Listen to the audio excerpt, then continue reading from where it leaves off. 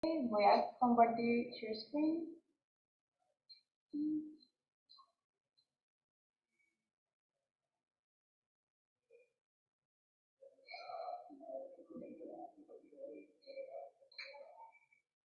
Voy a comenzar, sí. Bueno, saludos a todos. Deseo primeramente agradecer al comité organizador de este segundo simposio de jóvenes investigadores en historia por organizar este espacio de debate, presentación y diálogo. La ponencia en el día de hoy que presentaré surge a partir de mi proceso de investigación y de tesis de maestría en historia que lleva el mismo título de esta ponencia: Historia intelectual de la lucha armada clandestina en Puerto Rico, 1970 a 1989. Creo meritorio agradecer a los miembros de mi comité de defensa, a la profesora Mayra Rosario, de la escuché de nuestro salón, al profesor Manuel Rodríguez y a mi mentor y director de tesis, profesor Carlos Pavón. De igual manera, a todas esas colegas y compañeras y compañeros historiadores que colaboraron conmigo en el proceso, a las colegas y colegas, gestores culturales y archiveros que de forma desinteresada y muy solidaria siempre estuvieron presentes con su ayuda y colaboración. Decidí centrar mi investigación de tesis desde el campo de la historia intelectual con el fin de hacer un estudio crítico del discurso de la lucha armada clandestina en Puerto Rico de la década del 70 hasta los finales de los 80. En el estudio me inserté con objetivo principal de analizar las organizaciones políticas que optaron por la lucha armada y clandestina en sí, sino más bien sus discursos, su producción intelectual, sus ideas, sus debates ideológicos, contextuales e históricos, con el fin de dar coherencia, descifrar y dar entendimiento y crítica a los hechos históricos de la década del 70 y el 80. Mi interés era reinterpretar y analizar los debates y las ideas, los discursos que llevaron a un sector de la izquierda puertorriqueña a optar por este tipo de lucha y cuáles fueron las discusiones que surgieron en el proceso histórico, sus consecuencias y explicaciones. Este estudio solo podía darse analizando la producción intelectual de estas organizaciones clandestinas, es decir, boletines, revistas, comunicados, textos de todo tipo, lo que supone un reto metodológico dado la naturaleza clandestina de las organizaciones, no solo para hacer un trabajo que buscara descifrar la historia de estas, sino también transformar a los combatientes clandestinos en intelectuales. Esta investigación se enmarca a partir de la década del 70, ya que es considerada la década más trágica para aquellos que creían en el socialismo y la independencia en Puerto Rico. También fue la década en la que surgió una nueva ola de organizaciones armadas y movimientos revolucionarios de izquierda que tenían como propósito de lucha alcanzar la independencia desde una concepción nueva de lucha. Era el momento de la nueva lucha por la independencia en Puerto Rico. Estas nuevas organizaciones y sus ideas surgen dentro de un marco de estrategia de lucha que rompía o se diferenciaba de alguna forma con las tradiciones de lucha que le precedieron y sobre todo en un contexto histórico particular, la Guerra Fría. Esta última fue un enfrentamiento político, ideológico, cultural, socioeconómico y político que emergió de la disputa entre las dos potencias vencedoras de la Segunda Guerra Mundial, Estados Unidos y la Unión Soviética. Se trató de una disputa por influencia, la hegemonía, el control de zonas geográficas y simbólicas entre dos ideas universales, capitalismo y socialismo. Ahora bien, entrando en la materia de mi tesis, el análisis de la lucha armada clandestina, para él se debe dejar claro el trasfondo. El discurso y el accionar armado de la nueva lucha por la independencia, concepto acuñado por el comunista César Andreu Iglesias, plantea que la nueva lucha se distanciaba de la tradicional, tomando el materialismo histórico como bandera y no como una filosofía idealista como la tradición independentista hasta el momento. Dicho planteamiento remite una dimensión filosófica, pero también práctica.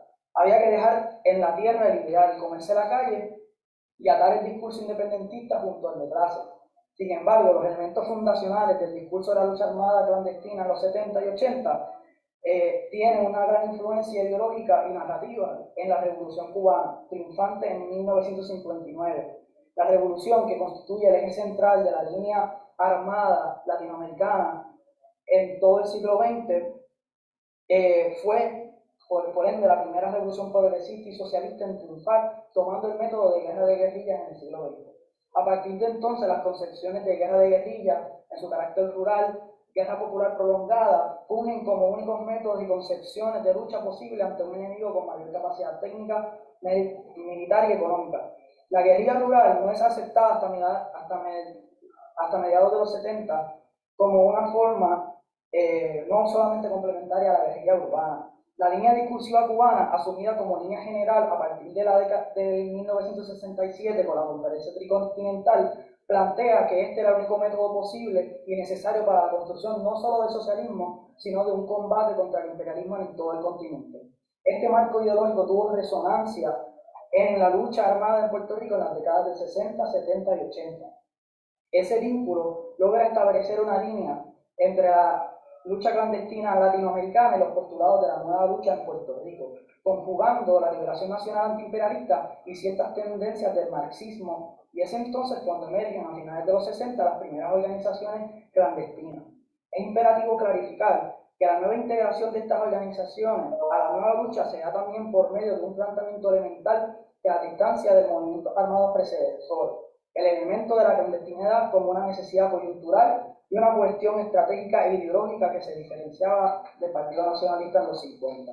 Ahora bien, lo que queda de mi ponencia, prefiero enfocarme en la discusión acerca del carácter discursivo de la lucha armada clandestina de la izquierda, a partir de ciertos conceptos claves: el imperialismo-capitalismo y la relación entre antiimperialismo, nacionalismo y el marxismo. Si quieres, podemos pasar a las imágenes. Puedes proseguir. Puedes proseguir. Ahí. Por medio de la influencia del discurso cubano, el carácter de antiimperialista del discurso de las organizaciones clandestinas en Puerto Rico se asume como socialista de forma automática, debido a que toman el concepto de imperialismo como uno prácticamente intercambiable con capitalismo e incluso colonialismo. Ser antiimperialista era ser anticapitalista, anticolonialista y por tanto socialista. Esto debido a una conceptualización del capitalismo como un sistema mundial y al imperialismo como su fase superior, ambos términos como parte de un sistema único y dual. Por tanto, yo planteo el término compuesto imperialismo-capitalismo para hacer referencia a la lectura y el análisis representados por medio del discurso y accional de las organizaciones de la década del 70 y 80. Al analizar la producción intelectual de estas organizaciones se hace evidente el predominio de una dicotomía ellos y nosotros, imperio y colonia, y no necesariamente una lucha de clases anclada en discursos sobre el proletariado, el sindicato, la fábrica o planteamientos de una configuración de ejército obrero. Planteo que el discurso y el accionar de la lucha armada, de forma general, nunca supuso una ruptura con el nacionalismo. Incluso la composición de las organizaciones no tenía un origen de clase obrera, sino en un sector medio, profesional e intelectual. Estas organizaciones en su discurso afirman ser marxistas-leninistas, sin dejar fuera los elementos nacionalistas y antiimperialistas de la tradición independentista. Sus narrativas evocan exaltaciones sobre mitos fundacionales de la nación, defensa de los mártires y personajes ilustres del independentismo como tendencia general. En sus revistas eran intercambiables, y puedes pasar a una próxima, eran intercambiables fichas y citas de Marx, Betance, Lenin, con una composición ideológica. Esto no quiere decir que dejaran fuera la defensa de la clase trabajadora en su discurso, sino que plantean un vocabulario barnizado de elementos marxistas capaz de sostener la idea de que para la independencia era necesario el socialismo y viceversa. Aunque la visión internacionalista del marxismo se ve en acciones armadas como el ataque a la base Muñiz en apoyo a los pueblos de Granada, El Salvador y Nicaragua, el análisis y la lectura de la producción intelectual en su mayoría en instancias clave denota que el nacionalismo era la punta de lanza. El enemigo, ellos, siempre era el imperio, esa nación imperialista e invasora, y luego entonces se combatía a la burguesía colonial. El matrimonio ideológico entre independencia y socialismo encontraba unión a partir del concepto de antiimperialismo. El historiador Martin Weber hace un planteamiento que podría servir de entendimiento a esta configuración discursiva.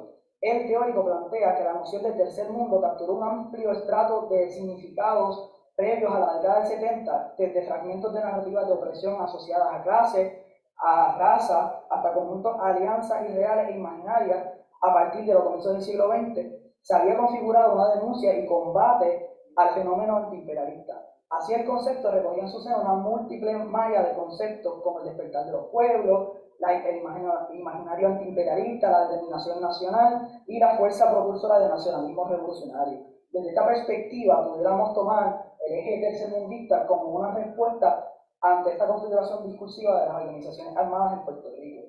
Debo mencionar que a partir de este análisis queda insuficiente el sentido de resolver el problema del Estado, ni la toma del poder real y concreta. El asunto del Estado y la toma del poder se muestra como una retórica ideológica y propaganda política de acompañamiento a la propaganda armada. La problemática a la que se enfrentaron estas organizaciones fue articular una lucha y un discurso que no estaba temperado a la etapa de lucha históricamente incorporada en el movimiento independentista, ni al contexto histórico particular. Se intentó replicar un modelo triunfante de lucha y atemperarla a otro contexto social, geográfico e histórico, sin necesariamente tomar en cuenta el rol de la hegemonía estadounidense en el archipiélago. A modo de conclusión, el fin de la lucha armada era la propaganda ideológica, el agitar la conciencia. Sin embargo, no bastaba con la política de propaganda textual, era necesario la propaganda armada como elemento discursivo efectivo. La concepción de lucha armada representó un traslado y adaptación de conceptos, ideas, métodos provenientes de experiencias históricas, principalmente como la Revolución Cubana. Su discurso fue incompatible con los intereses de las clases populares puertorriqueñas y carente de puentes llamativos que unieran las luchas reivindicativas de la sociedad civil, como la lucha por las mejores condiciones de materia de los trabajadores, la reproducción sexual y la población en general, con la lucha por la independencia y el socialismo. El discurso de estas organizaciones clandestinas jamás dejó de ser nacionalista, sino que por medio de gran influencia del marxismo cubano y latinoamericano, vinculó un concepto discursivo entre nacionalismo revolucionario y un léxico marxista de cierto contenido social y un fuerte discurso contra el capitalismo monopolista e imperialista. Entiendo que el análisis crítico y lectura de esta construcción discursiva es fundamental con relación a la dialéctica entre capitalismo e imperialismo, como también a las conceptualizaciones de lucha antiimperialista que no necesariamente eran inherentemente socialistas. Finalmente, debo argumentar que el discurso conforma una variable fundamental para explicar el fracaso de la idea de la lucha armada clandestina en Puerto Rico como una vía para alcanzar la independencia y el socialismo. Esto sin restarle mérito a la importancia que tuvo el accionar de estas organizaciones. Mi investigación, por el contrario, viene desde un punto de vista crítico, sin romanticismos, ni apologías, ni relatos victimistas, sino como un rescate y un intento de abrir nuevos caminos a explorar desde la historiografía, por donde empezar a resolver debates abiertos sobre nuestra izquierda y nuestro pasado reciente. Queda sobre el tintero un profundo análisis sobre las diferencias y contrastes de la guerrilla latinoamericana y Puerto Rico, como también un análisis y trabajar de forma extensa la distinción ideológica entre las organizaciones de izquierda que apoyaban la lucha armada contra las propiamente declaradas clandestinas, y un análisis sobre el funcionamiento y la lectura de la hegemonía estadounidense por parte de las organizaciones armadas en los 70 y los 80. Nuevamente, gracias.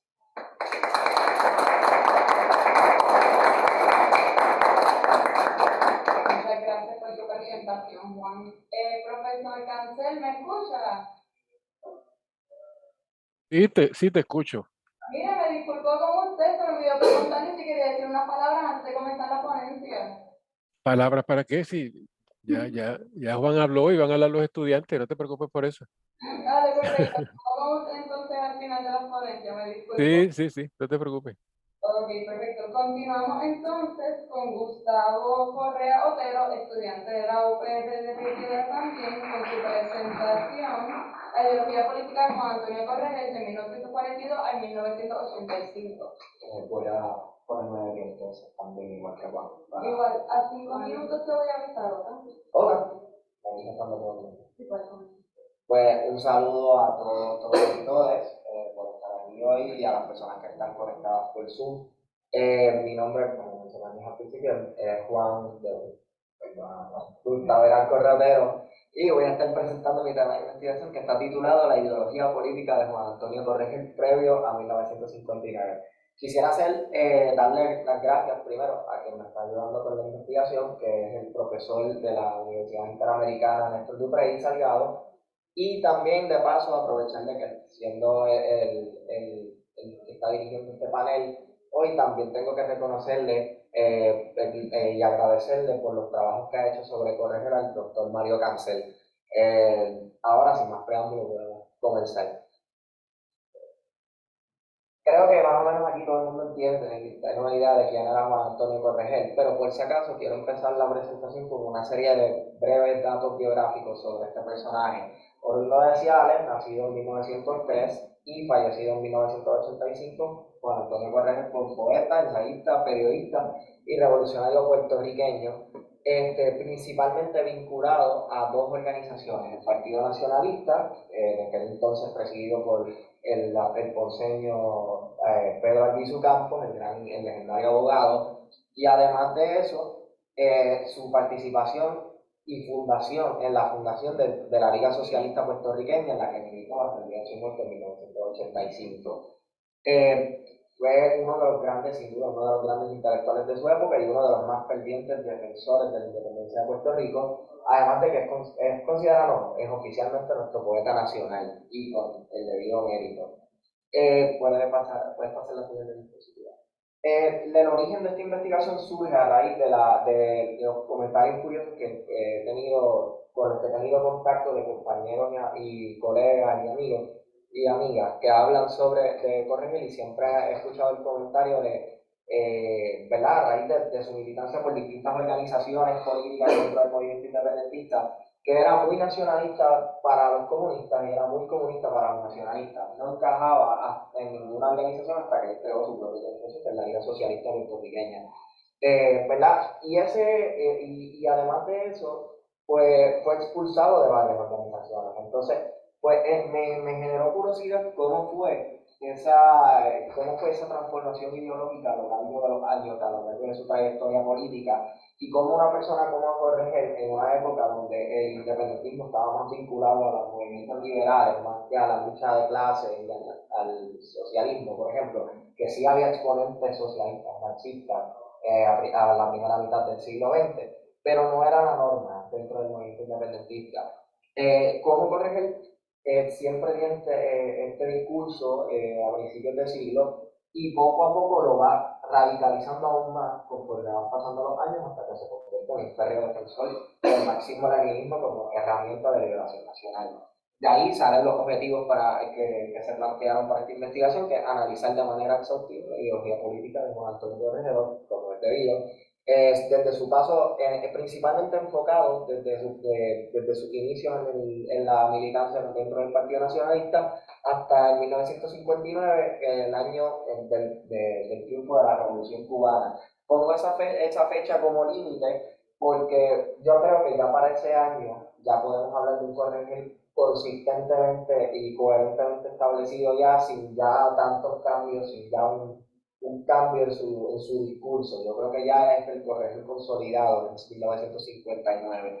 Y además analizar una serie de puntos que establecerían a Juan Antonio Corregel como un precursor de la ya mencionada nueva lucha que están trayendo Juan Antonio Corregel, al igual que otros personajes, incursiona en el marxismo-leninismo previo a los 70, a los 60, donde fue particularmente famosa la nueva lucha, y quizás pudo haber sido un pionero en ese sentido.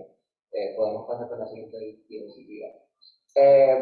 Menciona por encima las fuentes principales, obviamente presentan todo lo que fue toda publicación de autoridad de Corregel previo a 1959, ya fueran poemas, ensayos o libros destacando la lucha por la independencia de Puerto Rico, que fue la piedra angular de esta investigación, la correspondencia de Corregel, artículos de periódicos que también formaron una parte esencial de esta investigación, como el periódico La Palabra, el periódico El Mundo, entre otros que vamos a estar viendo, y obviamente también revistas.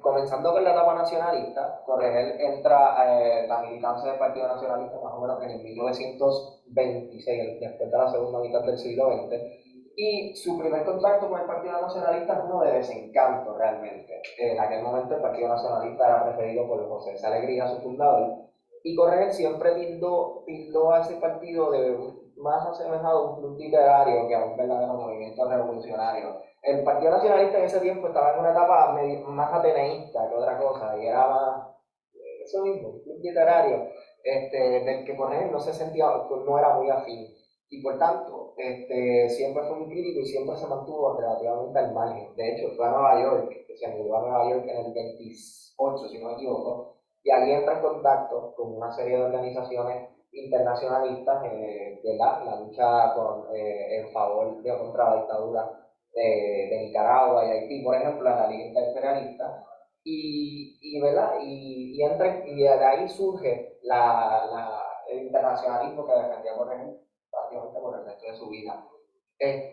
Ya no viene a integrarse realmente en la participación y militancia política del Partido Nacionalista en 1930 con la llegada de Pedro Albizu Campos, a quien él sí ve como una figura realmente revolucionaria, una figura que él sí inspiraba, que le inspiraba para la militancia, y por tanto ahí empiezan los trabajos oficialmente integrados en el Partido Nacionalista, siendo una destacada participación en las huelgas cañeras del 34 que fueron lideradas por el Partido Nacionalista y el Bisu Campo, y él le tocó comandar principalmente la de Fajardo y Ceiba.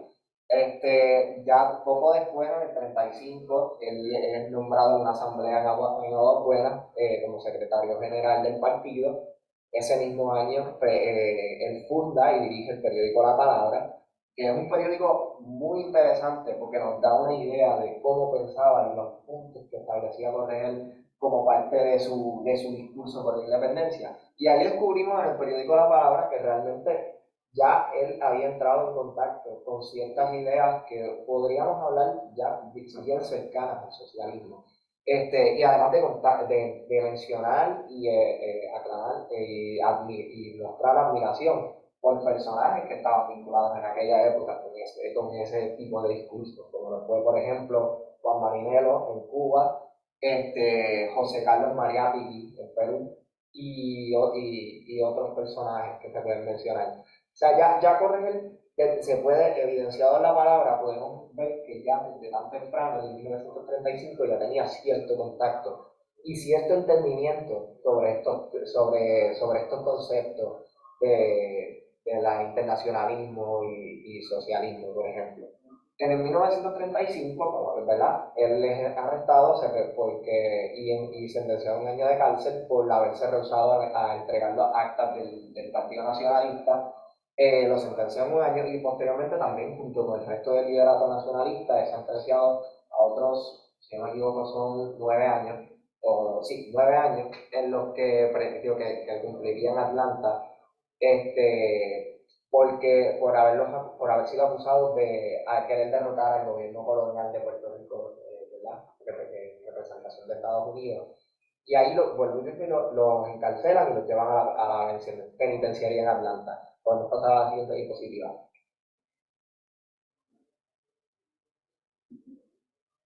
Ese encarcelamiento va a ser bien importante y para mí es el punto culminante de su transformación ideológica, porque en la cárcel, quiero mencionar, aquí está Clemente Soto Vélez, que lo pongo en la presentación, que fue un líder nacionalista después encerrado también con Correa, que curiosamente también tuvo una evolución similar, que es interesante y por eso lo menciono.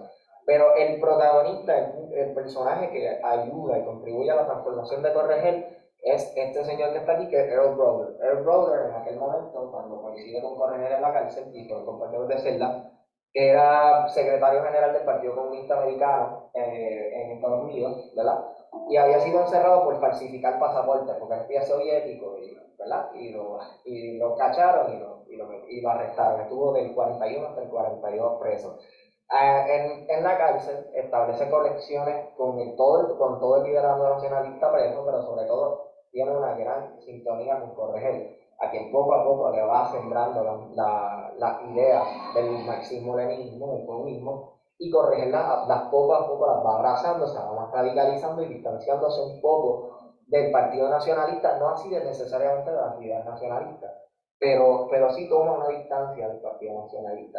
En el 42 sale de la cárcel de Atlanta, no puede regresar a Puerto Rico, así que se va a Nueva York, y en Nueva York establecería aún más lazos con el Partido Comunista, al punto en que en el 43, a raíz de una serie de discrepancias, es expulsado del Partido Nacionalista y se integra al Partido Comunista, en el que milita junto con la que sería su esposa, Consuelo Litapia, ¿verdad? Y se mudaría un poco después a Cuba, en el 45. Puedes pasarla, perfecto. Se casa, como mencioné, se casa con Consuelo Litapia, se está en Nueva York 3 años, hasta que en el 45 decide irse a Cuba, está menos de un año en Cuba, hasta el 46 más o menos, o sea, 10 meses tal vez, y se integra en el Partido Comunista en 1946, que presidía en aquel entonces César Andrés Iglesias, como mencionó Juan. Hasta que son expulsados en el 48 por una serie de discusiones en cuanto a la lucha electoral, en cuanto al nacionalismo, entre otras discrepancias que fueron inevitables. A raíz de eso, Corregel menciona en El Mundo, en un artículo, que César Andrés Iglesias carecía de la madurez marxista para dirigir ese partido, entre otros argumentos. Esta es una fotografía de Consuelo Tapia, que también era poeta, una escritora, con quien Cornel pasó el resto de sus días hasta 1985. Podemos pasar la siguiente presentación. Juan Marinero, que lo mencioné anteriormente, era un colaborador del periódico La Palabra habitualmente. También entabló muy buena amistad con Cornel mientras Cornel vivió en Cuba. Tanto un pionero del movimiento comunista, ¿verdad? En Cuba, previo a la revolución. Podemos pasar la siguiente.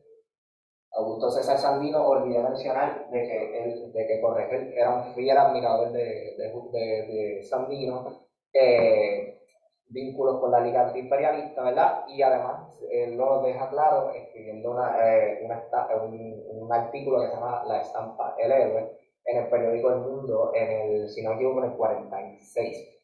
O sea, una gran admiración por la figura de Sandino. Entonces tenemos a José Carlos Mariátegui, de Perú, lo mencioné anteriormente, también él lo menciona en La Palabra, precisamente en la sección que se llama La Vuelta al Mundo, en varias ocasiones, y en el periódico El Mundo también en el 48 hace un artículo que se llama Mariátegui, reorientador de un continente.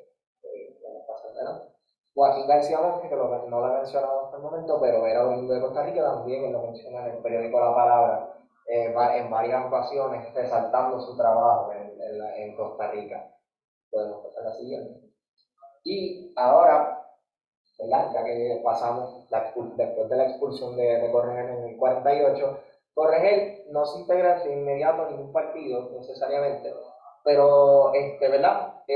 Sí se dedica a escribir mucho, y la que considero su piedra angular, la lucha por la independencia de Puerto Rico, que fue, como dije, publicada en el 49. Este libro básicamente lo que hace es, ¿verdad?, escribir la historia, desde su perspectiva, la historia de la lucha por la independencia de Puerto Rico desde España hasta el presente.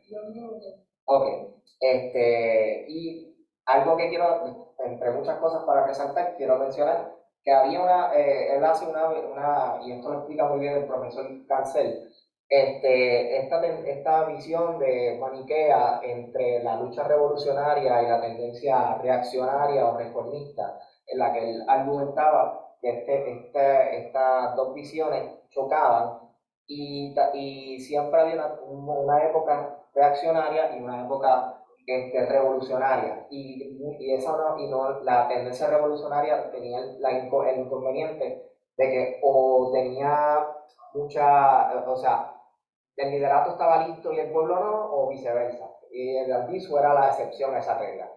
También ahí enfatiza la lucha antielectoral, la lucha de clase, entre otra serie de conceptos que establece como parte de su libro. Podemos pasar por la siguiente. Entonces, llega el punto de la Revolución Cubana. En ese lapso de tiempo había militado en distintas organizaciones como la Unión Constituyente, la Unión del Pueblo Constituyente, entre otras. Pero realmente cuando viene el momento clave es cuando él visita Cuba tras el éxito de la Revolución Cubana en el 59. Cuando él viaja a Cuba, él viaja como parte de la delegación del periódico El Mundo, y ahí entabla muy buena relación con Ernesto Che Guevara, el resto de los líderes de la revolución. Y yo pienso que ese viaje tuvo que haberle impactado de algún modo, porque poco después, en el 2 de agosto de 1959, él presenta, esta es la fotografía, su renuncia al periódico El Mundo, y más adelante vemos una nueva participación en otra serie de organizaciones, como lo fue la Acción Patriótica Unitaria y después la Liga Socialista Puertorriqueña. O sea que pienso que esto es bien importante tenerlo en cuenta. Con eso entiendo que ya cierro la presentación. Les agradezco de nuevo a todos y a todas por escucharme.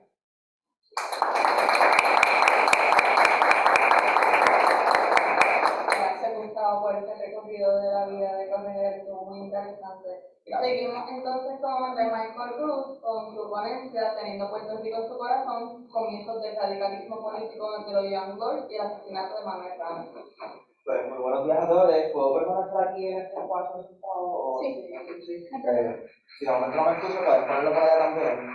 Pues nada, muy buenos días a todos. Como dijeron, mi nombre es Jean-Marc Sánchez, pero perdón, de el primero mi segundo apellido que el primero. Para mí es todo un honor estar en este espacio con ustedes. Primero, el primer simposio que es este, ser Michael Clinton Universidad, y frente a tantas caras conocidas, ¿verdad? Esto, para mí eso vale un montón. Así que nada, dicho esto, procedo a leer mi ponencia. Mucho pudiese hablarse de los Junglers hoy día como un movimiento político gestionado por la diáspora puertorriqueña de izquierda, independentista y radicalista. No obstante, para conocerles a profundidad es necesario cuestionar desde dónde y por qué surge la organización de este movimiento. Sus orígenes se remontan al 1960 con la comunidad puertorriqueña establecida en Lincoln Park, Chicago, quienes se organizaron y formaron una ganga callejera denominada como los Junglers, nombre que sostienen desde el año 1962 para defenderse de las amenazas que representaban otros grupos clandestinos de este tipo. No es hasta 1967 cuando José Chacha Jiménez comienza a liderar este conjunto que, inspirado por figuras prominentes por la liberación negra en Estados Unidos y las hazañas del partido de los Black Panthers, comienza una agenda política radical a favor de los oprimidos y la independencia del archipiélago de Puerto Rico. ¿Por qué y cómo se desarrolla esta radicalización? La evolución de los Junglers de ganga callejera a un movimiento político clandestino bien surge de una transformación ideológica impulsada por su líder. No obstante, más allá de intelecto e inspiración, la necesidad de autogestionar un método de defensa para su comunidad ante la gentrificación ocurrida en Lincoln Park y el asesinato de uno de sus miembros, este proceso de radicalización va tomando mayor rapidez. La realidad que vivían los miembros de esta ganga se fundamentaba en el desprecio y el prejuicio de parte de sectores externos hacia las comunidades latinas y negras. Su seguridad era constantemente atentada mientras más pobres se encontraban. Debido al alza en los costos de renta, familias negras y puertorriqueñas, y en muchos casos con ambas intersecciones, se veían en la obligación de abandonar su comunidad en Lincoln Park. De esta manera, si nuevas familias puertorriqueñas llegaban a la zona, la interacción entre paisanos se desarrollaba con mayor rapidez formando así pequeños grupos. Y claro, esto para confraternizarse, pero también para establecer un método de protección hacia la realidad racista y prejuiciada imperante en aquel lugar. Los Junglers, en un principio, lejos de reconocerse como una organización de base político-activista, respondían como un elemento de autodefensa para su comunidad. No es hasta que Chacha Jiménez se encuentra en prisión para el año 1968 que entonces comienza a leer y educarse sobre movimientos políticos promulgados por figuras como Martin Luther King Jr., Malcolm X y los Black Panthers, provocándose una transformación ideológica que traslada e inspira hacia los demás lords una vez es liberado por las autoridades. Al salir de la cárcel, Chacha Jiménez se encuentra con un Lincoln Park completamente diferente, transformado e incluso más violento. Las calles se encontraban cambiadas, quizás mejoradas, pero también Jiménez presenciaba cómo jefes de la policía sacaban agresivamente a algunos de sus vecinos de sus casas por el hecho de no poder costear rentas infladas, encontrándose en el proceso con toda la ropa de estas familias tiradas en las aceras. Algo estaba pasando y evidentemente ese algo no sucedía para beneficio de las familias pobres y puertorriqueñas que ya vivían en la comunidad. El desplazamiento de puertorriqueños en Lincoln Park es parte fundamental para la radicalización de los Junglers, que más allá de ser un proceso que se desarrolla a partir de una educación filosófica e ideológica como el de la figura de Malcolm X, movimientos como el de los Black Panthers, responde a una necesidad de un trabajo organizativo y comunitario autogestionado para contraatacar el desplazamiento y la brutalidad policíaca ocurrida en este sector a finales de la década de los 60. Es a través de una activista comunitaria llamada Pat Divine que Jiménez más adelante se entera de la existencia de una serie de proyectos de renovación urbana en Lincoln Park. Contrario a la ganga, Pat Divine no se enfocaba en las consecuencias de estos proyectos hacia las familias negras y puertorriqueñas del área, sino a toda la comunidad pobre de Lincoln Park en general. De primera intención, esto pareciera lógico, pues Divine no transitaba en ninguna de estas interseccionalidades siendo una persona blanca. Aún así, Divine y Jiménez notaron que debían unir fuerzas por el bien común, y esta primera entonces le extiende una invitación a Jiménez para que los Junglers se incorporen a una manifestación durante una reunión de comité en el Departamento de Renovaciones Urbanas de su comunidad. A pesar de la oposición de una gran mayoría de los Junglers a esta protesta organizada por Pat Divine, debido a desacuerdos principalmente motivados por una falta de esta última en identificar los problemas raciales que tomaban lugar en Lincoln Park en aquel entonces, fue este suceso uno de los detonantes fundamentales a la luz de los comienzos de su radicalismo político, y que además de sus transformaciones ideológicas, impulsaría este desarrollo a un potencial mayor más adelante. Pues fue aquí donde Jiménez, sin entender absolutamente nada sobre la teoría o la base planificadora urbana, notó como sobremesas se encontraban maquetas con edificios localizados en terrenos donde en ese momento vivían varias de las familias puertorriqueñas que conocía e incluso algunos de los lords allí presentes. ¿Qué planificaban hacer con estos lugares? Tenía este comité presente las vidas negras, latinas y específicamente puertorriqueñas que serían afectadas por estos proyectos. Indignados y ofendidos por lo que presenciaban, los Young Lords decidieron dar por terminada la reunión y demandaron la presencia de representaciones negras y latinas en la mesa de este comité de renovación urbana. De lo contrario, los Lords expresaron que tomarían cartas en el asunto y no permitirían que se siguieran reuniendo justo donde se encontraban localizados en ese momento. El radicalismo político de los Young Lords comienza y entonces se fortalece, por un lado influenciado por figuras prominentes antes mencionadas, pero ahora cobra fuerza por un Chacha Jiménez que logra que los Young Lords crezcan como organización política activista a favor de las necesidades de su comunidad en Lincoln Park. No obstante, hasta que las necesidades de Lincoln Park fueron imprescindibles para su organización, las atenciones y el enfoque hacia la patria tampoco fueron. Desde que Chacha Jiménez ingresó a la ganga, conversaciones sobre Puerto Rico y su independencia se entablaron por ser de su interés. Los Young Lords incluso diseñaron un botón que decía una de sus frases más reconocidas: "Tengo Puerto Rico en mi corazón", lo cual representa cómo, a pesar de trabajar por su comunidad, mantenían presente la autodeterminación para el estatus político de la isla. Varios miembros de la ganga, es decir, iniciados antes de que esta se declarara abiertamente como un movimiento políticamente activo, decidieron permanecer en la entonces luego organización de militancia radical, simpatizando con la filosofía propuesta por Chacha Jiménez. Entre ellos se encontraba Manuel Ramos, un joven padre de 20 años, quien también era considerado uno de los líderes del movimiento. Sin embargo, muy lamentablemente, este liderato no duró mucho tiempo más. La noche del 4 de mayo de 1969, a tan solo un año de los comienzos del radicalismo político de los Young Lords, mientras asistía a la fiesta de cumpleaños de un amigo, Ramos fue asesinado a manos de un policía que ni siquiera se encontraba en horas de trabajo. Este policía, de nombre James Young, también hirió gravemente a otros de sus compañeros, como Rafael Rivera, quien recibió una bala en el cuello. Este sujeto, además, arrestó unos 4 lords más, incitando y demostrando un odio y desprecio sumamente evidente e incuestionable hacia la organización con base en Lincoln Park. El espíritu revolucionario causado por la pérdida de Manuel Ramos impulsó la recién fundada Rainbow Coalition en su lucha por la liberación negra, pobre y desventajada. Esta coalición, compuesta por los Young Lords, los Young Patriots y los Black Panthers, convocó una manifestación la noche siguiente al asesinato y esta tomó lugar en el corazón de Lincoln Park, Armitage Hall. El comienzo de la marcha fue liderado por una pancarta enorme con la frase: "Manuel Ramos vive en la corazón de todos los revolucionarios". La comunidad puertorriqueña que presenciaba la manifestación respondía de manera favorable al movimiento, factor que sería justificable aludir al hecho de que los Young Lords, como organización boricua, ya eran reconocidos por apoyar a sus paisanos en Lincoln Park, defendiendo su posición ante las renovaciones urbanas que poco a poco les desplazaban. A simple vista, la manifestación y las energías que emanaban de esta marcha resultaron impresionantes ante el panorama social de aquel entonces. Por primera vez en Chicago se veía una marcha liderada por personas marrones, negras y blancas, unidas dentro de un reclamo en común: detener la represión brutal hacia su comunidad por poderes estructurales sumamente racistas como el de la policía. Altavoces exhortaban a los espectadores de la marcha a que se unieran vociferando: "Gente, únanse a nosotros durante la noche y marchemos hacia el funeral en honor y memoria de nuestro hermano, Manuel Ramos, quien fue asesinado por un cuerpo racista. Todo el poder para la gente". Según el académico, politólogo y profesor de estudios afroamericanos Jefferson Jeffries, el asesinato de Ramos podría ser uno de los elementos más significantes para la historia y militancia de los Young Lords. Además de tratarse de la pérdida de uno de sus líderes y perder la presencia de una persona sumamente dedicada y dada a los valores de la organización, la situación fue el comienzo de una persecución política oficial. El policía asesino James Young narraba una historia antagonizante donde se retrataba a él mismo como la víctima, cuando en realidad ni siquiera se encontraba en horas de trabajo y se presentó sin motivo alguno en los alrededores de una propiedad privada. Mientras que su versión señalaba a Manuel Ramos como una persona agresiva y que tuvo que dispararle en defensa propia, los Lords reclamaron que su compañero, por el contrario, se encontraba pacientemente intentando apaciguar las energías de una discusión entre Ram y otra persona que también se hallaba en el lugar. Argumentos completamente opuestos, demasiado distintos y que aún pueden sostenerse en debate y discusión. Algo que en efecto sí pareciera quedar bastante claro es la represión política que comienza a manifestarse hacia la organización de los Young Lords a partir de esto. Persona o grupo que apoyara la liberación de cualquier colonia perteneciente a los Estados Unidos, como en este caso ocurría y aún quizá ocurre con Puerto Rico, no era bien vista. No es difícil inferir que las contribuciones de los Young Lords hacia el movimiento independentista puertorriqueño fueron la razón causante de esta represión.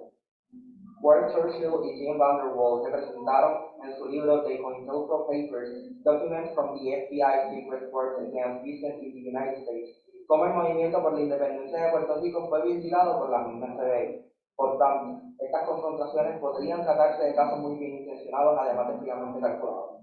El asesinato de Manuel Ramos podría considerarse un evento que, fatídico y doloroso, logró profundizar lazos revolucionarios capaces de impulsar la lucha libertaria desde distintas interseccionalidades dentro de la Rainbow Coalition, y comienzan justo en la manifestación llevada a cabo tan solo un día de su muerte. Incluso, un año después, más de 1000 personas, especialmente jóvenes, tanto negros, marrones y blancos, marcharon revolucionariamente en Lincoln Park para conmemorarlo. Convocados por los Younglers, hicieron presencia para recordar la significancia del asesinato de Manuel Ramos y para dar la lucha a favor de la justicia. Mientras que 4 Younglers se encontraban aún enfrentando cargos por lo sucedido, James Knapp, quien fue el asesino, se encontraba hasta ese entonces caminando libremente, armado y uniformado.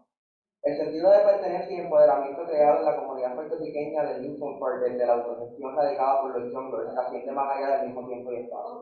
Este sentimiento ha sido el legado de generaciones en búsqueda de representación estatal en las disposiciones en planos revolucionarios. Los esfuerzos de José Chacha Jiménez nos permiten hoy valorar la conciencia política desarrollada desde la experiencia en las calles. Una lucha por y para la gente pobre, latina, negra y puertorriqueña.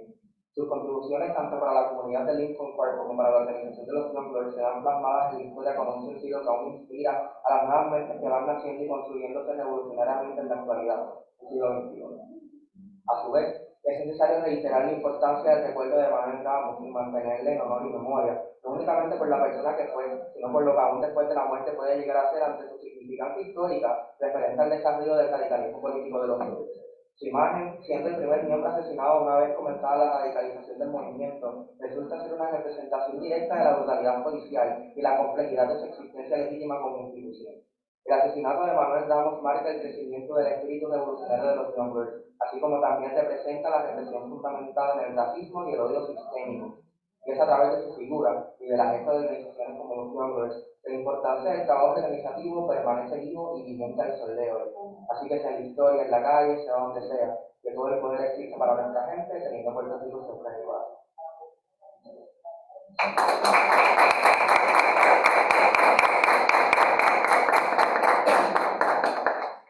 Lamentablemente Sabini no puede estar con nosotros en la tarde de hoy, pero me envió su ponencia, así que haciéndole justicia al hecho de que pasó el trabajo, la voy a leer rápidamente para poder entonces pasar con los comentarios del doctor Cancel y luego a las preguntas. El título de la Sabini R. Marrero Ocasio, su tema de investigación era María Consuelo Burgos García, su silencio, su afinidad con Julia Burgos, su memoria. Ya no podemos ser el pueblo de hojas que vive en el aire, con la copa cargada de flor, estallando, zumbando, según la caricia y el capricho de la luz, o la fundan y tales de las tempestades. Los árboles se han de poder en fila para que no pase el gigante a las 7 leguas. José Martí. María Consuelo Burgos García, casi siempre conocida como la hermana menor de Julia de Burgos, poeta nacional puertorriqueña, fue la mano derecha de nuestra poeta y por quien hoy día poseemos memorias escritas de Julita, como Consuelo, su hermana, solía llamarla. María Consuelo tuvo en sus manos grandes hazañas, que cumplió no solo por ella y para ella, sino como ofrenda a su hermana Julia, que murió joven, desmayada en la Quinta Avenida de Nueva York, desplomada por una pulmonía, que la carecía y desatendía por médicos norteamericanos por ser latina. Por esos años, ambas tenían importantes quehaceres en la vida literaria y política de Puerto Rico. Ambas dedicaron muchos años de su vida, por no decir la vida misma, a pregonar la libertad en su país, los derechos de los oprimidos, de los trabajadores, por lo que fueron perseguidas, apedreadas y hasta encarceladas. María Consuelo Burgos García nació el 15 de julio de 1917 en el barrio de Santa Cruz de Carolina, convirtiéndose así en la menor de 7 hermanas y hermanos. Cuando su hermana Julia crece y entra a la Escuela Superior de la Universidad de Puerto Rico, se muda con su familia a Río Piedras. De esta manera, Consuelo creció en los alrededores de lo que posteriormente sería su alma mater, donde alcanzó la distinción de maestra, al igual que su hermana mayor. Consuelo, según nos cuenta su nieta María Soledad, se comunicaba con el espíritu de Julia, pidiéndole permiso para llevar a cabo tareas del diario que por supuesto le hubiese encantado compartir con su hermana. El legado de Consuelo nos brinda es inmensamente importante. Las cartas que Julia y Consuelo compartieran en su vida son un referente de todas las luchas y tareas que llevaron a cabo la poeta puertorriqueña. Estas cartas detallan claramente las razones por las que muchas veces había silencio entre hermanas. Los anhelos de Julia, lo vimos plasmado muchas veces en esta, cuando enfrentaba la regla social, desea ser representada y comprendida. Entendamos que Julia había roto esquemas con su manera de ver la vida y vivirla. Divorciada a los 24 años, pobre y con su ascendencia negra en la piel, no encajaba dentro de la academia puertorriqueña de aquel momento. Consuelo fue la que siempre creyó que la poeta de potencial de Julia. Consuelo incluso fue la cómplice del segundo poemario, titulado El mar y tú. Las cartas recogen cómo Julia va dándole las órdenes a Consuelo, su hermana obediente y fiel, de cómo trabajar con los poemas, a dónde llevarlos. De ahí que salieron el libro. Consuelo lo hizo posible, y este hecho nos muestra el amor y admiración tan sagrado como lo que contaba Julita por parte de Consuelo. Consuelo guardó gran parte de sus vidas, las cartas que había recibido de su hermana poeta, mientras ésta estuvo viva, y hasta poco antes de su muerte en 1953.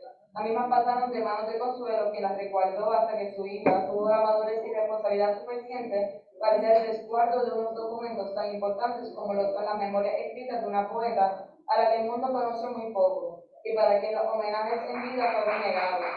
La importancia de estas cartas radica en que nos haya ayudado a comprender cómo era la vida de Julia en Nueva York, los esfuerzos diarios de esta para sostenerse, siendo una latina en Estados Unidos y a principios del siglo XX. Por otro lado, su hermana menor, casada con un revolucionario perteneciente al Partido Comunista de Puerto Rico, y ella, la oradora por excelencia de dicho partido. Según cuenta la nieta mayor de María Consuelo, la abogada María Soledad, su abuela paterna había presenciado la forma en que María Consuelo daba discursos revolucionarios en contra del régimen colonial.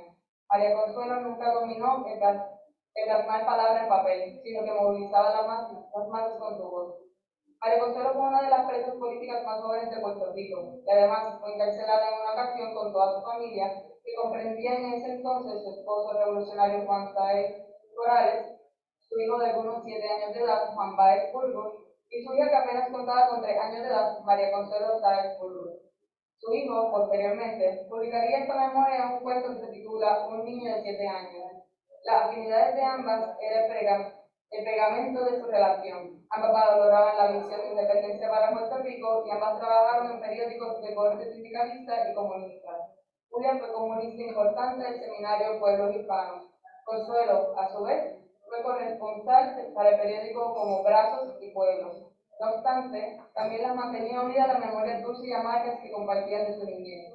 En una entrevista que se le hace a Consuelo para el libro La Nación con Rostro, esta recuenta lo siguiente sobre la niñez que compartieron. Después de todo, la vida era ruda, pero en nuestro universo todo se explicaba. Nuestros padres nos dio el espíritu aventurero que hacía que nosotros le buscáramos soluciones a todas las cosas. Nuestra madre suavizaba la realidad. Y Julita vivía en un mundo que llegó a prolongar hasta su adolescencia. Ese mismo mundo que permea en su poesía como un santuario.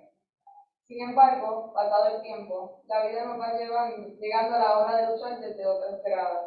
La vida pasa, los hijos crecen, y Consuelo intenta sentar cabeza para dar una vida más tranquila a sus hijos, y para cumplir las metas que se había propuesto a su juventud.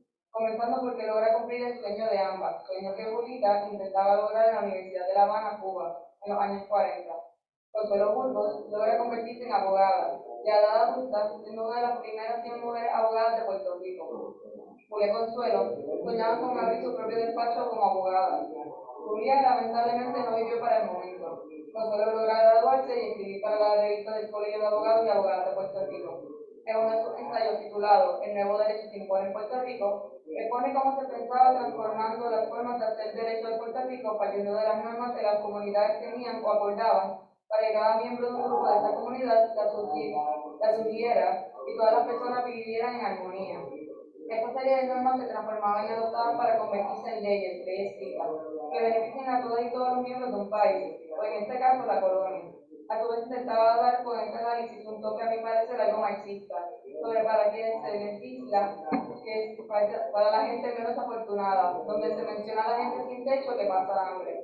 Ella comenzó la descendencia de mujeres abogadas, ya que su hija, María Consuelo, y su nieta, María Soledad, se convirtieron en abogadas defensoras no solo para honrar la memoria familiar de su abuela y su tía, sino por vocación con la que fueron criadas. La figura de Julia, para su hermana menor Consuelo, fue un referente muy importante que marcaría cómo habría de actuar en su vida diaria. Para cada paso que daba en la vida, parecía pedirle permiso a Julia, con quien se comunicaba de una manera espiritual única. Julita, como solía llamarla, siempre estaba presente en la memoria de Consuelo. Siempre le comunicaba sus pensamientos e ideas cuando parecía que hablaba sola. Sus nietas rememoran sus diálogos, con lo que entendía que no debían cuestionar a su abuela, sino respetar esa presencia sagrada que lo visitaba de vez en cuando, esa vez que Consuelo atraía la presencia de la poeta. La poeta caló tan profundamente en su familia que nadie más hizo el uso del nombre de la poeta hasta 2 generaciones más tarde. Ella, antes de que Julia fuera internacionalizada, fue la disposición de niños y jóvenes puertorriqueños lo que les llevaba a charlas educativas en la obra de su hermana Julia de Burgos. Antes de que muchos se interesaran por esos papeles, fotos y documentos importantes que Consuelo guardó y pasó a su hija con mucho recelo, ella pregonó la maravillosa poesía de Julia. Yo recuerdo, yo pequeña, y esas fotos pues guardarlas, aunque a nadie le interesaban demasiado. La nieta de Consuelo comenta que su abuela siempre recordaba e inculcaba que la valía de Julia no estaba en su vida sino en su poesía, pero su poesía era autorreferencial, esa vida sustentó la poesía. El valor de su vida, lo que escribió, es lo que recomendamos para seguir nuestro camino a la luz. Esa era la ponencia de Xavi. Entonces, culminando ya la ponencia, le cedo la palabra al doctor Mario Cancén para que entonces comente ante lo escuchado. Buenas tardes, profesor Cancén. Buenas tardes. Buenas tardes, no, buenos días todavía. Espero que me escuchen bien todavía. Sí. Primero, quisiera agradecer la oportunidad de comentar estas excelentes investigaciones. Las 4 son una promesa extraordinaria para la investigación histórica en Puerto Rico. Le agradezco a los estudiantes la oportunidad de escucharlo y de leer sus trabajos. Espero leerlos completos cuando sea posible. Voy a ser bien breve. Yo sé que esto no es para una clase, esto es para lo que tengo son 10 o 15 minutos. Respecto al trabajo de Camareno García, lo que me impresiona mucho es la habilidad que él tiene para documentar de una manera bien sosegada la heterogeneidad ideológica y la historicidad concreta de la lucha armada clandestina en el marco de la historia reciente, a sabiendas de que ese ha sido siempre un tema tabú para muchos investigadores puertorriqueños y no es una discusión que podamos decir que es usual. Posee también el valor adjunto de que para mi gusto investigativo abre la puerta para que podamos contrastar la experiencia clandestina y revolucionaria que él trabaja con la del siglo XIX desde la perspectiva de los conceptos actuantes en el pensamiento revolucionario, los agentes sociales involucrados en los procesos conspirativos, las tácticas y las estrategias, los objetivos concretos y las formas de ese retoricismo mesiánico que es común a las luchas de esta naturaleza, tanto en el siglo XIX como en el siglo XX. Yo le dediqué muchísimo tiempo a trabajar con la cédula rebelde de Mayagüez involucrada en el grito del ARE, y cuando escuchaba y veía lo que él estaba escribiendo, pues me llamaba mucho la atención. Además, este trabajo de Camarero García es una invitación a reflexionar sobre eso que llama la desaparición de la lucha armada a partir de las grandes redadas internacionales de la década del 80 y particularmente después de la década del 90, el evento del arresto y asesinato de Filiberto cerca de mi casa. Eso vino a culminar un ciclo bien interesante que para los que vimos todo el proceso como ciudadanos, pues nos llama mucho la atención. Y me parece que los apuntes que él hace también son fundamentales para comprender otro asunto que a mí me llama mucho la atención, que es la otra desaparición de la lucha armada como discurso y como práctica después de la invasión del 98 y hasta 1930. Y claro, abre la posibilidad a que especulemos un poco sobre las posibilidades de este tipo de luchas en el siglo XXI, en el futuro, que siempre es un tema que a mí me apasiona. Y el tercer comentario tiene que ver con que debo destacar la originalidad de la forma en que él enfrenta un tema como este, que es quisquilloso para las etiquetas convencionales, y es que celebro mucho que lo haga desde la perspectiva del análisis del discurso y la historia conceptual, porque se me muestra como un investigador que está bien dispuesto a aceptar que los conceptos, revolución, lo que sea, clase social, no son absolutos, y me consta que esa herida como que hiere de muerte. Voy a ser un poco exagerado con esto, ¿no? Las miradas románticas de la modernidad con respecto al fenómeno de la lucha armada, que siempre han estado centradas pues, en la idea del rebelde bohemio, y en el caso particular de Puerto Rico en el siglo XX, bajo el nacionalismo del rebelde cristiano y del mártir. que a mí siempre me han caído un poco pesadas desde hace muchísimo tiempo. Eso respecto al trabajo de Camareno. En cuanto a la investigación de Correa Otero, de Gustavo, Juan Antonio Correa es una figura que yo respeto muchísimo y me encanta trabajar con él, trabajo con mucho cuidado cada vez que puedo. Lo que me llama la atención de la investigación es que él está, es como resalta el desarrollo del perfil biográfico, o sea, un perfil biográfico desde la perspectiva intelectual y naturalmente, adjunto a eso, a la perspectiva social en el caso de Correger. Esto de revisar la biografía y superar la mirada biográfica heredada de la historiografía tradicional es uno, desde mi punto de vista, de los esfuerzos de la Escuela de Análisis que se invisibilizó. Cuando yo leía, por ejemplo, el trabajo Martín Lutero, Un Destino, un libro de 1927 de Lucien Febvre, y luego leía otro trabajo suyo, Erasmo, La Contrarreforma y el Espíritu Moderno, de 1957, yo me daba cuenta de que detrás de las dos aproximaciones había un intento de reformular la biografía para dejar atrás el laudo y un montón de pecados de romanticismo que la historia vinculada a la tradición de Anales resentía, ¿no?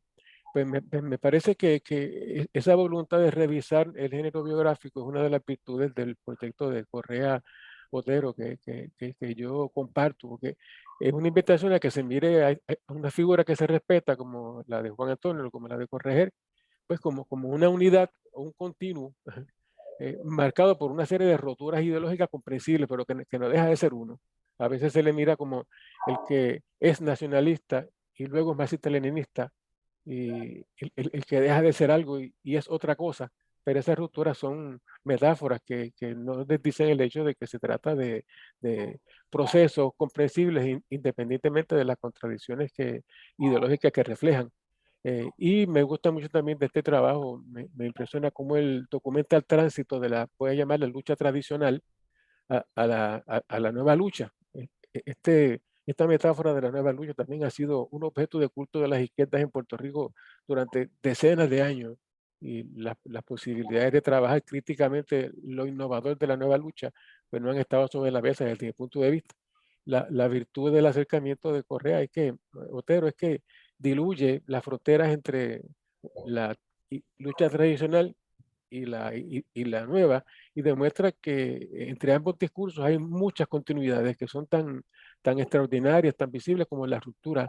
Correger es un buen modelo para eso, porque integraba en su análisis, en el análisis que incluyó en lucha por la independencia y en otros ensayos, muchos elementos del racialismo de la reflexión de 1930 con el análisis de clase al cual él tenía acceso.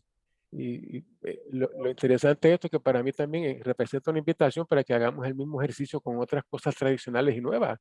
Por ejemplo, con el tránsito ese de la historiografía tradicional a la nueva esta historia o historiografía, que también hay muchos vasos comunicantes entre ambas, pero tenemos la impresión de que fue una ruptura genial en un momento dado. Y claro, entre la nueva historia y lo que se llamaba a mediados de la década del 90 la novísima, porque me parece que esas soluciones de continuidad nos informan mejor respecto a cómo transcurren estos procesos intelectuales de manera concreta. Me dicen a mí, pues, como investigador, que las transformaciones no son epifanías, no son iluminaciones mágicas, sino que son procesos que se van insertando uno encima del otro, se van insertando hasta producir un género nuevo. No sé si eso será una manera romántica de hablar de la dialéctica, pero me parece que no.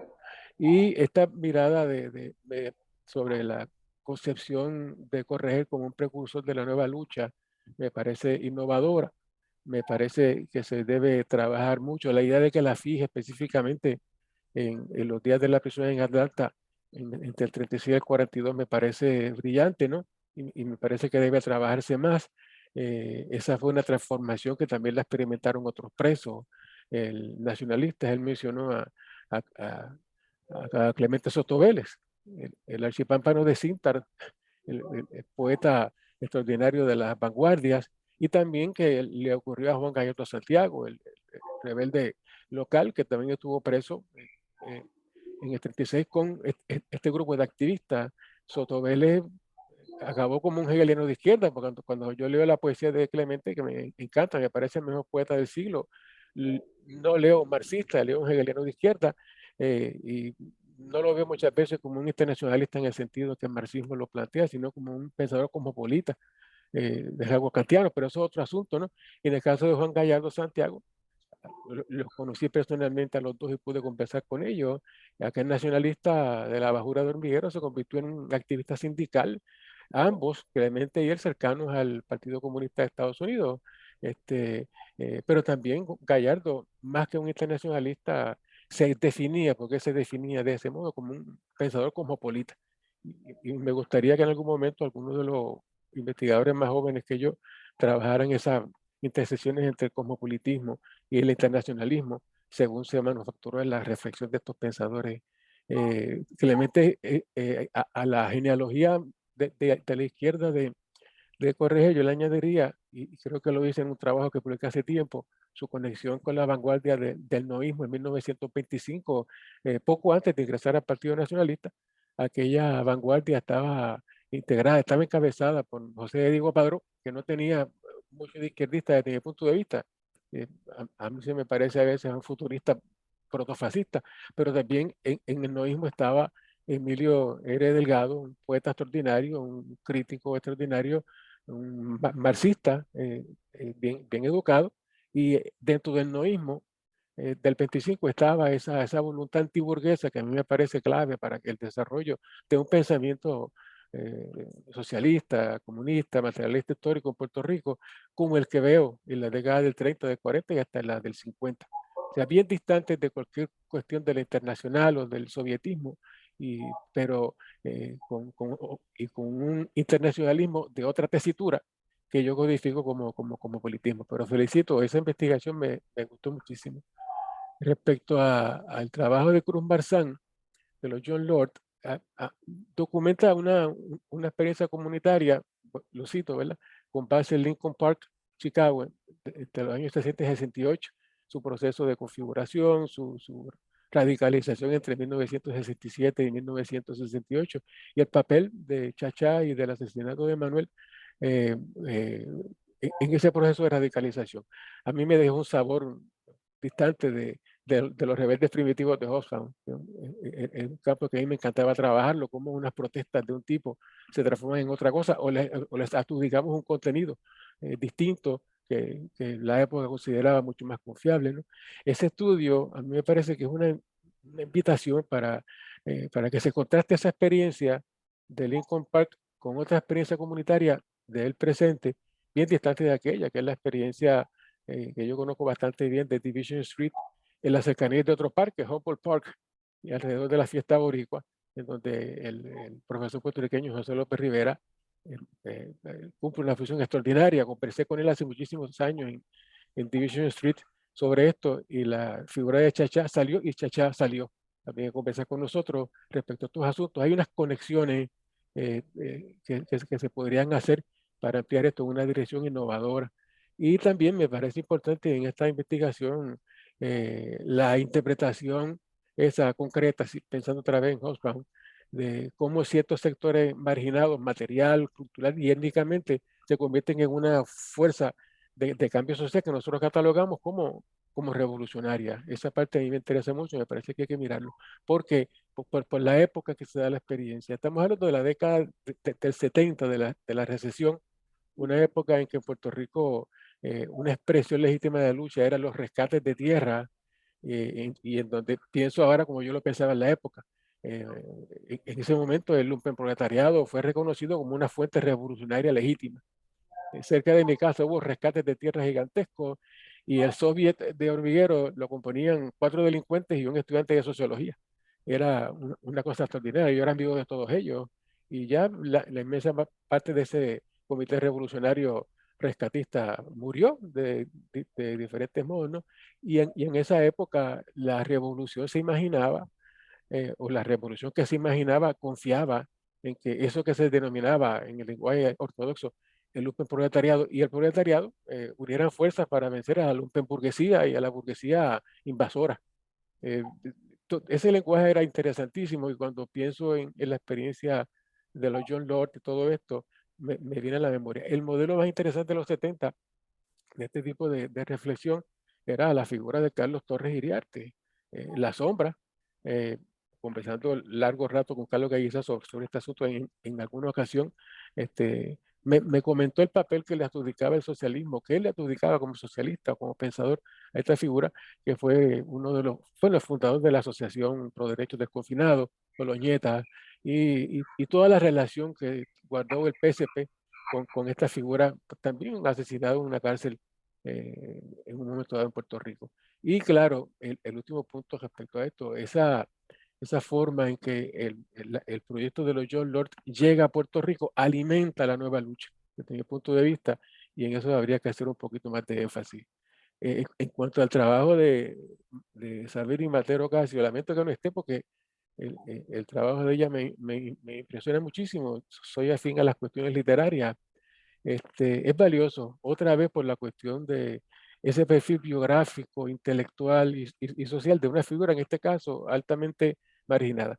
Todas estas figuras que se han presentado aquí son marginadas por la historiografía, vamos a decir, socialmente tolerable, pero en el caso de María Consuelo, la marginación es doble, desde mi punto de vista. La investigación representa la mirada, ella lo llama un silencio. A mí me encanta la metáfora del silencio, pero también me parece que es hacia un vacío o una sombra. Y en la investigación de los perfiles biográficos en Puerto Rico, siempre el biografiado le hace sombra a figuras tan valiosas como él en el momento histórico que le correspondió vivir. Y María Consuelo Burgos García, la hermana menor de Julia, una vez es valorada como un ser entero socialmente, es una figura impresionante, una mujer adelantada, una jurista, una ensayista, una narradora, activista de izquierda y mala poeta, pero por lo menos escribía también poesía. Yo supongo que pensar que escribía mala poesía tiene que ver con la poesía que escribía Julia, es algo extremadamente relativo. No la conozco, pero voy a buscar su poesía para ver si a mí me resulta mala poesía. Esta investigación invita a revisar desde mi punto de vista, esa interpretación parca, frugal de la canonicidad que nos llega de estudios hispánicos y que nos llega de la historia cultural en general. Delata cómo la narración de la historia oscurece a unas figuras y lo que nos deja es una versión del pasado que no refleja la complejidad. Yo no soy un idealista que crea que toda la complejidad de la historia puede ser eh, traída al texto, ¿no? Pero por lo menos cualquier voluntad de intentarlo mirando los márgenes de los márgenes me parece extremadamente valiosa. Y por último, esto es importante la indagación y la integración que hace esta joven Sabinik de lo que yo llamo otras huellas y rastros para hacer la argumentación histórica, porque está creando archivos innovadores, archivos simbólicos que están mucho más allá de de la historiografía documental y del archivo histórico que heredamos de los modernos. El recurso a la integración de impresiones emocionales de los testigos y de la impresión que deja en esa figura, en estas otras figuras le ofrecen, es una cantera riquísima y ratifican el hecho de que también las emociones son historizables. Así que les agradezco a todos la oportunidad de leer sus abstracts y de escucharlos y los felicito a los cuatro. Muchas gracias.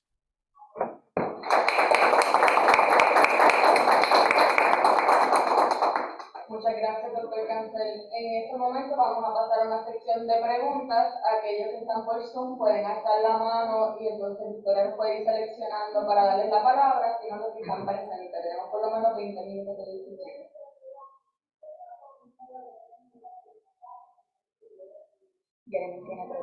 Jeremy Rivera, hola, buenos días. Buenos días. Esta pregunta es para Juan, ¿verdad?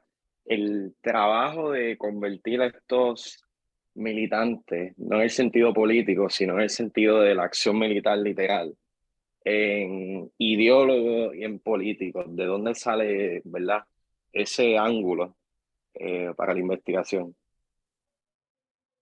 Sí. Bueno, originalmente mi trabajo no iba dirigido por ahí. Yo tenía inicialmente la intención de historizar una organización que se llama la Organización de Voluntarios por la Revolución Puertorriqueña, que es una organización clandestina de mediados de los 70 que se desconoce y hay muy poca producción documental y de archivo. Y cuando entro en diálogo con otros profesores y especialmente con una compañera investigadora que se llama Lucía Izarri, que estaba también haciendo su tesis doctoral, me topo con la idea, con la incógnita de los retos metodológicos que representa trabajar la clandestinidad, y dialogando con mi director de tesis y con mi mentor, pues me propone el marco teórico de la historia intelectual y de la historia conceptual. Y cuando empiezo, ¿verdad?, a leer sobre ese marco teórico y contrastar la teoría con la producción intelectual que había, los documentos, boletines, las revistas, me topo con que hay un gran vacío de investigación sobre esos textos. O sea, nadie está revisitando los argumentos o los debates que tenían estas organizaciones, que son clandestinas, claro, no están firmadas con nombre y apellido, pero hay un diálogo discursivo, hay unos debates que se daban entre publicaciones y no solamente publicaciones, sino también accionar armado. O sea, como por ejemplo el ataque a Montebello, creo que es en el 74, en donde la FARC toma por asalto un cuartel de la policía y grafitea una pared con el nombre de la organización sin necesariamente tomar vidas ni atacar a la policía directamente, sino que solamente los duermen y ellos se llevan el arsenal de armas. Eso replica un diálogo con otras acciones armadas de otras organizaciones que sí se llevaron vida y que tenían unas discusiones en torno quizás terrorismo y demás, y que textualmente ellos estuviesen teniendo ese diálogo, me pone a mí a pensar en cómo podemos transformar a estos combatientes, a estos guerrilleros, entre comillas, como productores intelectuales de debates, de discusiones ideológicas, de creación de sentido y de representación semántica de un discurso particular que choca y que no es necesariamente el mismo. O sea, estas organizaciones tenían confrontaciones ideológicas. Entonces, pues por ahí va el asunto, como pues no solamente representarlos como estos héroes que tomaron las armas para liberar al país y construir el socialismo, sino como elementos pues, de una articulación discursiva, ideológica, que tenían puntos de encuentro y puntos de desencuentro, y que en la representación historiográfica tradicional en Puerto Rico no se les toma como tal, no se les toma como intelectuales, sino como gente que tomó las armas y con mucho mérito, ¿verdad?, se les pinta de esa forma, pero no se toma la dimensión de que ellos tomaron el tiempo de escribir, de pensar, de articular, de tener debate, y que se le puede hacer toda una crítica de qué dejaron fuera, como por ejemplo la cuestión de género, o sea, hay un montón de cosas que se le puede hacer crítica, pero definitivamente se sentaron a escribir y a pensar, y eso es algo que creo que había que rescatar.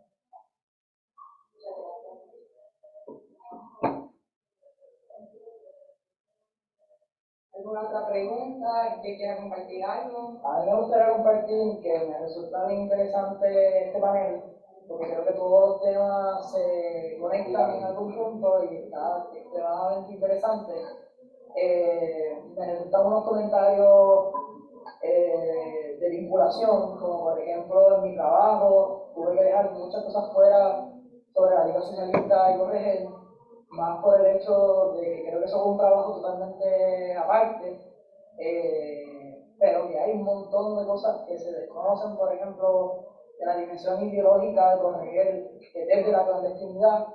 El FBI lo catalogaba como el jefe supremo de por lo menos 3 organizaciones clandestinas, una de ellas los voluntarios, que era quien inicialmente yo quería hacer mi investigación, que por ahí hay un montón de cosas que se desconocen, que hay que va a tomar tiempo porque no hay textos, no hay boletines, y desde la historia oral, pues los combatientes están vivos y hay crímenes que no prescriben, así que va a ser difícil, pero y entablándolo también con los John Lords, hay un vínculo sumamente directo entre las organizaciones clandestinas en Puerto Rico, las que estuvieron allá, como la FAN, los donors, o sea, eso era un taller de trabajo casi simultáneo.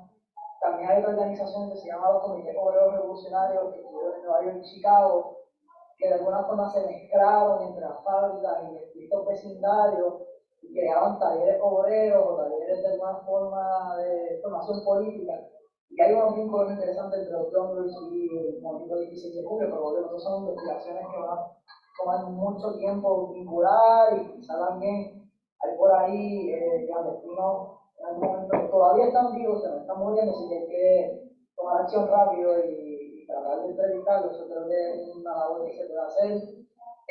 Y es una pena que en verdad no haya podido estar la compañera, pero el tema de Julia y la dimensión de la mujer en la lucha política, por no hablar de mi tema, que la clandestinidad, esto es algo que se tiene que hacer. También creo que hay una dimensión ideológica que atender, que es la cuestión no solamente romántica de la poesía de Julia, sino su dimensión política como comunista. Que creo que eso, por lo menos desde la historia conceptual, es algo que tiene una potencialidad gigantesca por los próximos 15 años. Gracias, Juan. Yo tengo una pregunta. Esta es para Juan, realmente no la tengo súper formulada. Es que me pareció bien interesante porque usualmente los movimientos sociales durante los 70 y los 90 se ve como una solidaridad universal, pero entonces tenemos el caso de Puerto Rico que también está la dimensión nacionalista. Muchas veces cuando se habla de la lucha nacionalista aquí o de la lucha antiimperialista, es constantemente, simplemente es anti-Estados Unidos, pro identidad puertorriqueña, pero se deja a un lado precisamente también esa como que solidaridad universal. Y nada, mi pregunta es sobre si crees que el antiimperialismo que se estaba dando en el movimiento que estás estudiando es universal, y cómo confronta eso con la idea de, también del nacionalismo, y si crees que es un nacionalismo de identidad, y cómo es que como que pues obviamente pues tenemos pues la cuestión de la nación como comunidad imaginada, como que básicamente cómo confrontas toda esa conflictos teóricos y conflictos de conceptos de que a lo mejor de ser nación y a la misma vez tener una solidaridad universal, no solamente pues por el socialismo o el marxismo, pero también por el antiimperialismo, y tener esas redes de conexión y solidaridad con otros movimientos. No sé si me entendí mucho. Sí, pero... sí. Pues honestamente yo me topo con el problema tratando de buscar hilos y puentes con experiencias latinoamericanas de organizaciones armadas de la misma época, en donde estaban teniendo otro tipo de discusiones diferentes a las de la en Puerto Rico, evidentemente por el elemento colonial. Y cuando empiezo a tratar de dar puentes, veo que hay una paridad entre imperialismo y el discurso, digamos, internacionalista, porque tampoco creo que sería justo calificarlos todos como marxistas, aunque ellos en sus textos lo digan tal cual, y hay una ruptura en la cuestión de cómo se representa discursivamente el enemigo. Y es que quizás en los 70, cuando aquí los macheteros estaban bombardeando la base Muñiz, no era en defensa de la clase trabajadora, sino que era en defensa de la liberación nacional, y por el lado entonces el apoyo a las luchas internacionales en otros países, porque utilizaban esos aviones para atacar en nuestros pueblos hermanos latinoamericanos. Pero el discurso, o sea, si buscamos el texto, son 4 páginas, 3 estamos defendiendo la identidad nacional y nuestra posibilidad como país, como país a crecer independiente, y luego entonces la dimensión de clase. hay otra dimensión que se compara con ¿verdad?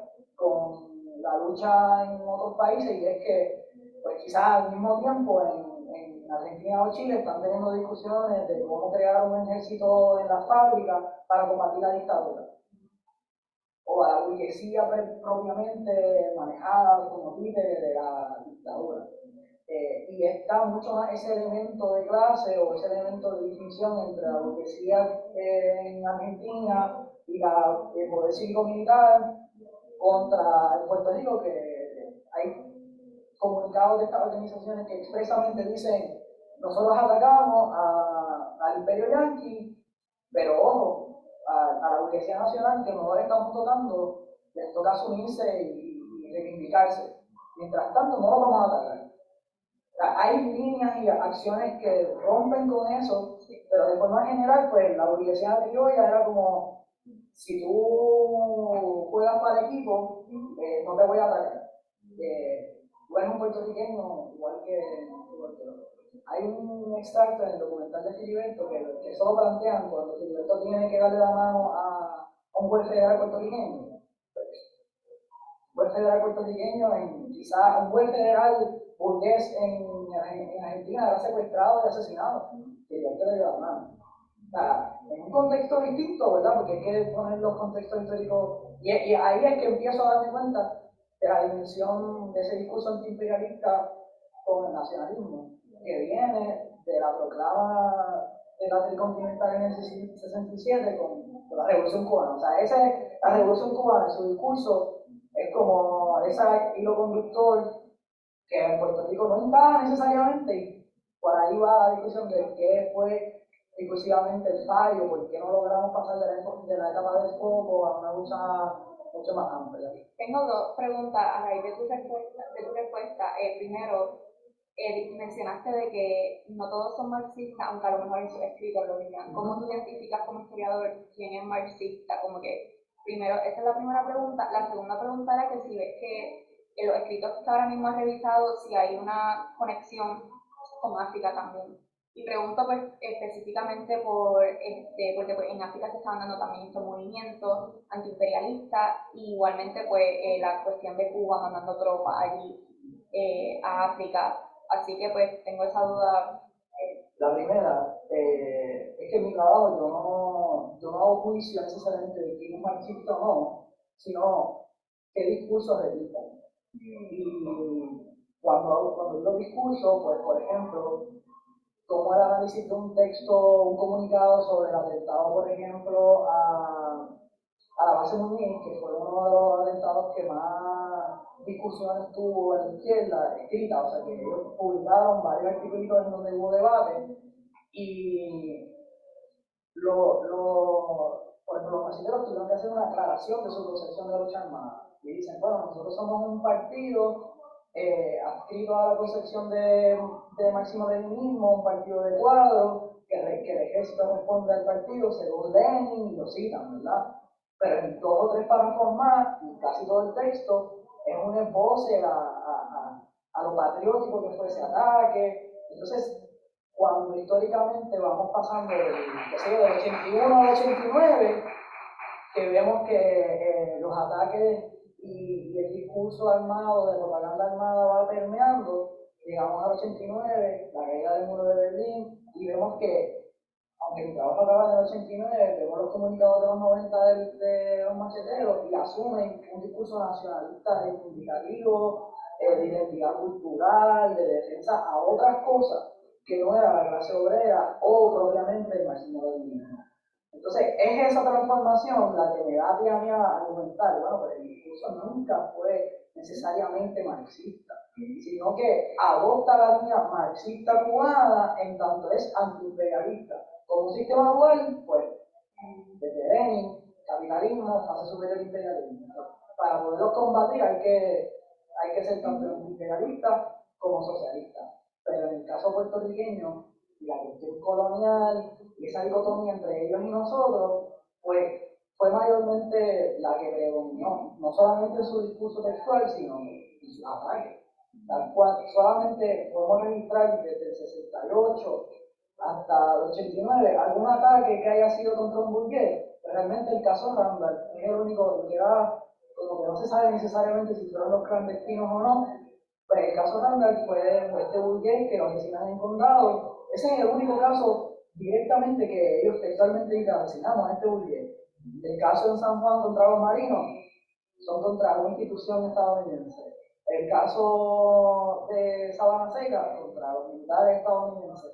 So, esa dicotomía de la burguesía, vis-a-vis las distintas ataques que estaban teniendo en otros lugares, pues da a entender que hay un giro hacia el nacionalismo identitario, no necesariamente a un marxismo-leninismo ahí bien estructurado. Y la segunda respuesta, pero honestamente la mayoría de los textos hacen referencia a Vietnam, a América Latina, a incluso China, cuando hay una organización que se llama el Partido Socialista Revolucionario, que no era necesariamente una organización armada, pero tenía miembros colados por ahí, y en sus textos alababan la lucha armada y hacían una crítica muy pesada, y ellos tenían quizá una tendencia, posiblemente es la única organización con tendencia maoísta, hace referencia en China, pero es África, honestamente, que yo haya leído absolutamente nada.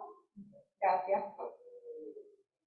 Bueno, considerando el tiempo, entonces vamos cerrando el panel, pero sí le quería agradecer al doctor Cáncer por haber estado con nosotros como comentarista en la mañana de hoy, a los panelistas, porque definitivamente, como bien estaba indicando Juan, hay una afinidad entre todos los paneles presentados hoy, sobre todo entre Corregués y la de Sabini, la de Isabela de Sabini, que es donde estamos trabajando con una figura literaria como Juan Antonio Corregués y todo el discurso y todas las conexiones que logra hacer y cómo va moviendo su trayectoria política también aparte de poética, como entonces recuperamos la memoria de Julia de Burgos, no solamente desde su poesía, sino desde las memorias de la hermana, lo que desencadena, ¿no? La muerte de Manuel Ramos en una lucha armada fuera de Puerto Rico como decía bastante nacional, y sus discursos entonces intelectuales más allá del discurso político revolucionario, sino todo lo que aporta intelectualmente a la lucha armada y a la identidad también de Puerto Rico.